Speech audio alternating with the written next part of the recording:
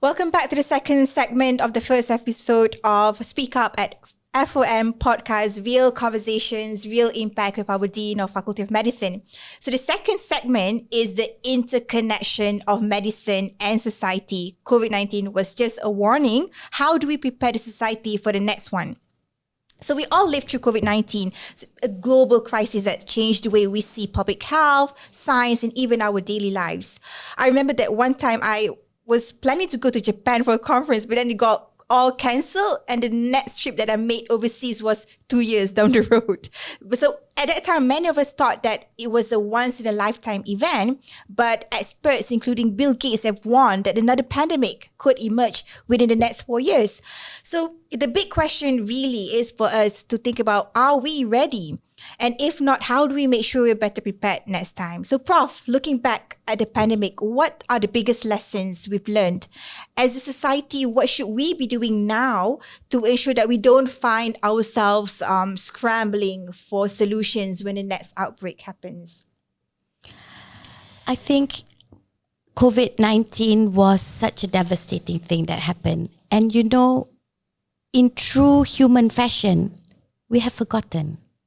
It is very easy to forget, except for those that lost beloved ones to COVID-19. I think they will never forget. But the rest of us, even the frontliners that were working hours, trying to manage the pandemic, we forget. We're very happy now traveling. Where else for 2 years, we were not able to do that. We're very happy going to the supermarket and buying things. Where else for 2 years, we were only allowed certain times. It must be what it feels like to be in a country where everything is dictated to you. Remember when we had to scan in everywhere we go? MySejahtera. Yes. Everybody would be able to know where you went at any one time. Mm-hmm. And this is the thing though, that made me feel as if Malaysians, we're so adaptable. We are very adaptable. I remembered countries that had difficulty with signing in, or countries that had difficulty in which they need, let's say if you have COVID, that your neighbors will know because, there was something that came out to say, we need to stay away, you need to quarantine yourself, so on and so forth. I mean, there were countries that questioned that. The right of an individual against the right of other people. Now, I'm not saying the rights of individual is not important. Of course, that's important. I mean, you need to protect the rights of individual, but sometimes the rights of the nation takes precedence. And from COVID-19, I realized Malaysians, we are adaptable to that.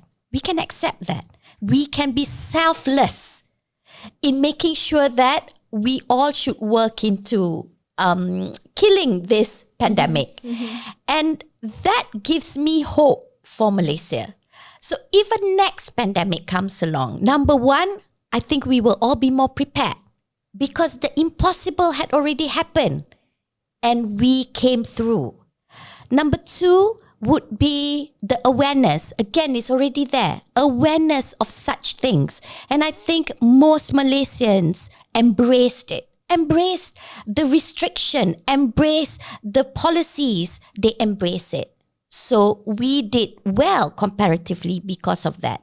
I think at number three, knowledge is never in isolation. Whatever we learn from the pandemic, it is layers and layering of knowledge.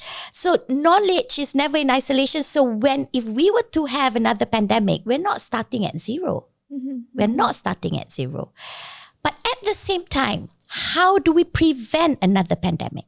How do we prevent? Is it preventable? Well, yes, to a certain extent. I think as individuals, we need to have awareness, we need to have proper information, and we need to start practicing best practice. What are best practice?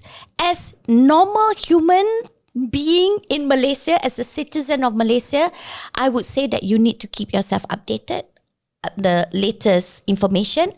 You need to be aware of antibiotic usage and proper antibiotic usage.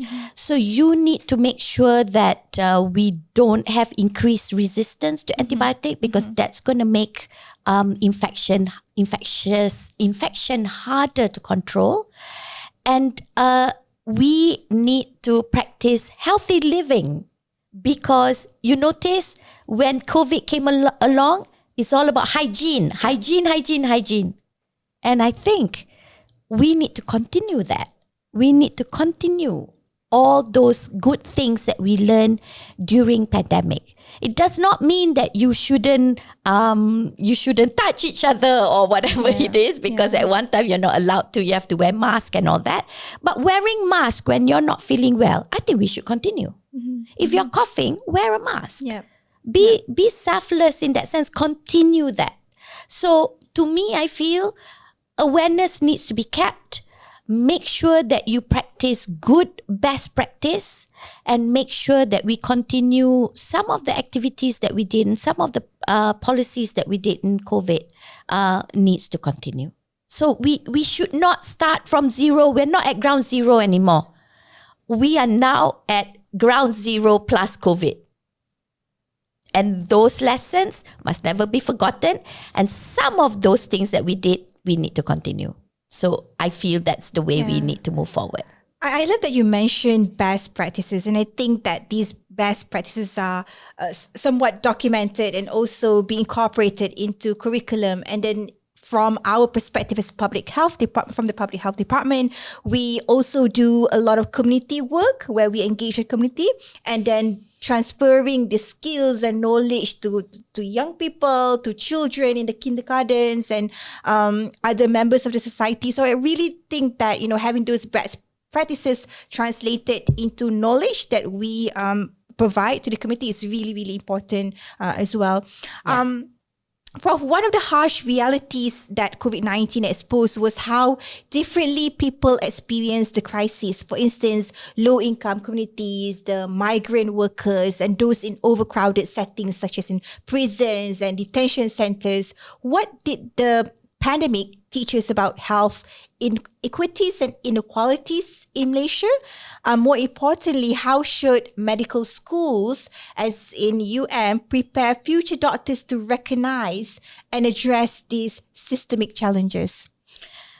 I agree with you. I think as a nation, Ministry of Health and the government has tried very hard to make healthcare accessible to all. Right. Yeah, and in general, we actually have a universal health system in which anyone can get healthcare at the hospital, and there are many hospitals, many clinics, health centers, and so on and so forth. Though majority of them are crowded in urban areas. We understand that. Having said that, there's a lot that we can do and that needs to be done. And while I may be at the end of my career, I need to train future medical, like you said, future healthcare professionals in making sure that they never forget that duty of being equitable and having access. Now, we talk about this a lot. Now, one example I can give is, and this is rooted in Faculty of Medicine, University of Malaya, is cervical cancer awareness. Our ROSE program has created an awareness of cervical cancer, which is treatable with preventable at least, with HPV vaccine. But the ROSE program has created a simple way of checking cervical cancer by checking the presence of the virus in the cervical region. And this is a test that women of reproductive age can administer on themselves. And therefore, it is a cheap, accessible test. And also simplified, right? And very simplified. So what it does is we are able to reach to even the remote areas of Sabah, Sarawak, all the, the remote areas of Pahang, for example, that are accessible by only sampan, for example. We are able to do that with these innovations. So we want our future healthcare graduates to think that way. Think of how to access, because we try very hard, but we do know it exists. The inequality and access to medical healthcare does exist. So we need to think of programs like this. Innovations, right? Innovations, and that's how you go about it. And innovation and passion and truly wanting to look after the health of the people in Malaysia as well as the region. So I would think that we are actively incorporating this in our curriculum. You will never have a perfect system, but you should always work towards perfecting the system. There's always room for improvement, right? And there's always a need to, adjust things as we move along, improve things as we move along. Agree. And the pandemic also showed how deeply medicine and society are connected. Public trust in science, government policies, and even narratives that we're seeing and hearing in social media, these are all playing a huge role in shaping Malaysia's COVID-19 response. In your view, how do medicine and society influence each other? What can we do to strengthen public trust so that future health crises can be managed more effectively? I'm speaking about, for instance, vaccination, COVID-19 vaccination, and we struggle with vaccine hesitancy, and we struggle with traditional views and how people might want to move away from these medical, from vaccinations, for instance. Yeah. We didn't do so badly though, right? In the end, Malaysians didn't do so badly, whether they were coerced to do it, even if they did not believe it, they were coerced to do it, or so on and so forth. But we actually had very good penetration, having said that.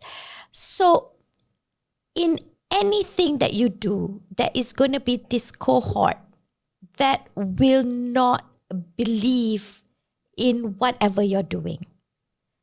You need to understand that they will exist.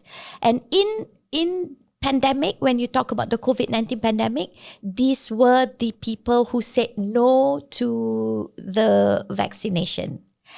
We even had our own student saying no to the vaccination, even knowing that without the vaccination, you as a healthcare professional will not be able to continue with your training because you cannot go to the hospital without the vaccination. We actually had that, and we had to manage these kinds of very real, true, deep-seated belief that I cannot be vaccinated because there is no evidence to say at this moment in time that vaccine is going to save me and protect other people, right? So you talk about being evidence-based, but at the same time, when you are talking about something new and the evidence is maybe not overwhelming yet, I can understand where they're coming from. But again, then you talk about knowledge, evidence-based, and your worth in the society. So again, I talk about being selfless. So those people, perhaps the way to approach it, because you have the science, not very deep yet. You've got the data, again, not corroborated at that time. We had some, but you have to understand, it's not as if you're talking about tuberculosis where the data is for years. Yeah, data and research that has been done for years. So they are allowed their skepticism, actually. this group of anti-vaxxers. They allowed their skepticism. But this is where you need to, you can't change them with data. You need to get them to see their worth in the society. What are they doing? Why are they saying no when they should be selfless in thinking of this is what the government wants to do. This is what us as a community wants to do. We want to help each other. How are you, by not joining in, not being part of that narrative? You need to get to the heart of it. People don't want to be bad. Not generally. In general, people don't want to be bad. But you need to address why they're saying no. And making them understand, them saying no sets them apart from everything. And what does that mean to them? I know that I'm not answering your question, but I'm basically saying that sometimes when you're faced in this situation, our approach shouldn't be knowledge and facts. Our approach must be heart. What's the heart of this? And how can we change you by making you see the heart of what we're trying to do? I don't know whether that will work. But sometimes we're just so hard in saying that if you are not with us, you are not us. Yeah, excluding them. We exclude them. That's not the right way to do. Yeah, that's not the right way to do it. You really need to continue having meaningful conversations with them and getting to hear why they're saying it. What's their story? And I think that's very important. Yeah, true. So, different communities, different cultural beliefs, they even practice different health practices and expectations. So we talk about, leading conversation into cultural competency, right? So we need to equip our future doctors and researchers to navigate these differences in clinical care, medical ethics, and even in public health. How are we doing with incorporating cultural competency in our curriculum in a way that people are well equipped to engage in meaningful discussions with, perhaps people who are reluctant to take vaccines? And why is it important to improve healthcare outcomes? Yes, I think we have, curriculum is always shifting. It's always shifting. And I think we are now having a curriculum review for both our undergraduate and postgraduate. And for our undergraduate and postgraduate both, we are focusing on a few key areas. And exactly one of those things that you're talking about is culture competency. Another big thing is digital and AI. The next big thing is, of course, sustainability in healthcare. So these three aspects are being given importance, and we are looking at how we can incorporate them in our curriculum. Now, it makes it sound as if it was never there. No, these aspects had always been there in all curriculum, but now we're giving it the importance that it deserves. So when you talk about culture competency, we are looking at including, and it's already there, medical ethics, humanities. We're including humanities as an important component. And the second, and one of the ways in which humanities can be taught is through narrative medicine. Storytelling, listening and listening to what other guys. Yes, so we are focusing on doing that. So when you do narrative medicine, you focus on these key areas of you look at the humanities of it. You talk about culture competency. You can even talk about sustainability, because if you've had a relative or you had a patient that has had difficulty in controlling asthma because of the environment, because of dust, because of burning of the forest, for example, you will know then it is not just a matter of controlling the asthma. It is changing the mindset of the community and making sure that the environment are protected. And how environment actually relates to healthcare. So, and in particular, culture competency, it's not just Malaysian culture competency we need to know, it's the region. It's the region culture competency that we need to know. So, while we are separate, there is a lot of commonality in this region between us, amongst us. So while we are focusing on a curriculum and including it, we are also focusing on being part of the community that talks, the ASEAN community, the Southeast Asia community, making sure that we are part of all this organization so that the voices of these people from different regions, their challenges as well as solutions are being heard by everyone, and we can incorporate these practices into our own healthcare system. So so we continue to evolve. And in postgraduate, apart from our national postgraduate curriculum, which is a huge undertaking in which all a postgraduate medical training, medical specialty training will have a common template, a common curriculum, and some of the core values or some of the core modules that we're talking about are exactly what you're talking about.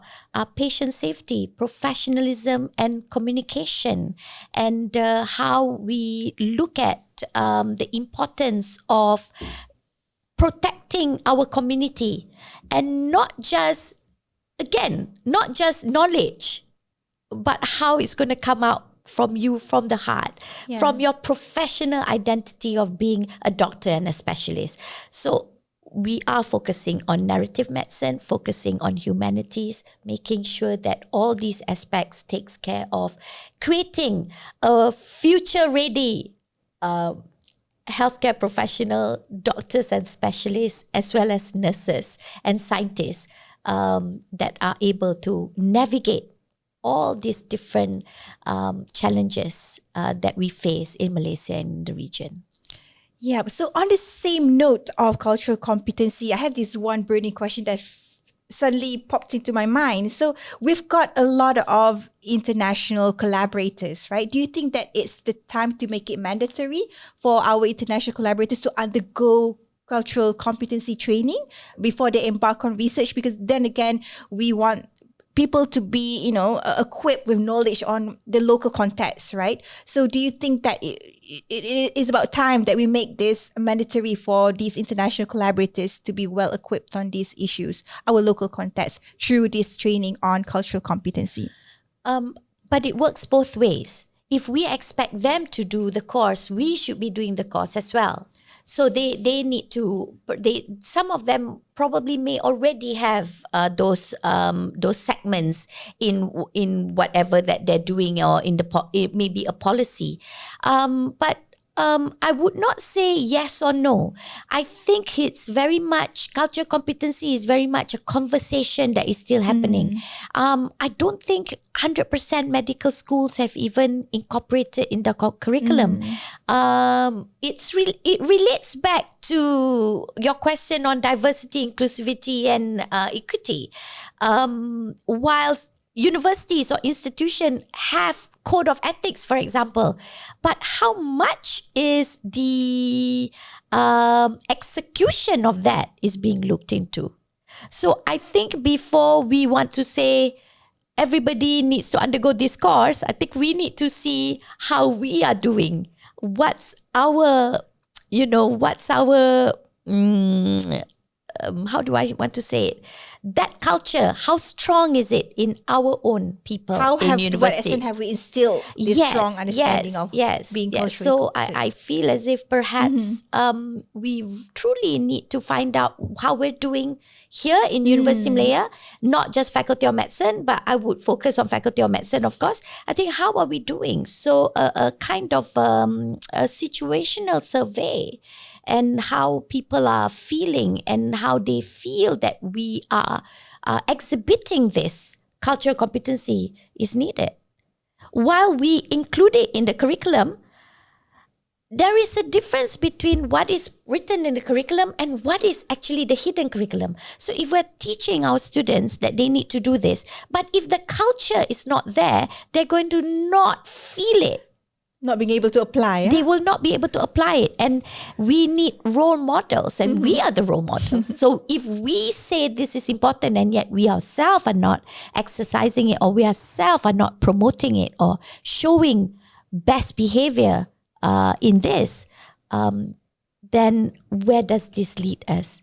So I think before we want to say, people from outside, you must be culturally competent, let us make sure we ourselves are Also, culturally yeah. competent in doing this. And I think there's still a lot more to be done. So I thank you for giving me that idea, because now I think we should do a proper survey and see where we are in that. I suspect that we're not too bad, but it'll be good again to be driven by data. Thank you. Such an insightful discussion. It's clear that the lessons from COVID-19 go beyond just medical responses. They touch on issues of equity, trust, and the way that we prepare future healthcare professionals. Pavian, thank you so much for sharing your thoughts in this section. There are conversations that we need to keep having, because the way that we respond today will shape our future. We'll take a short break now, but stay with us with our final segment.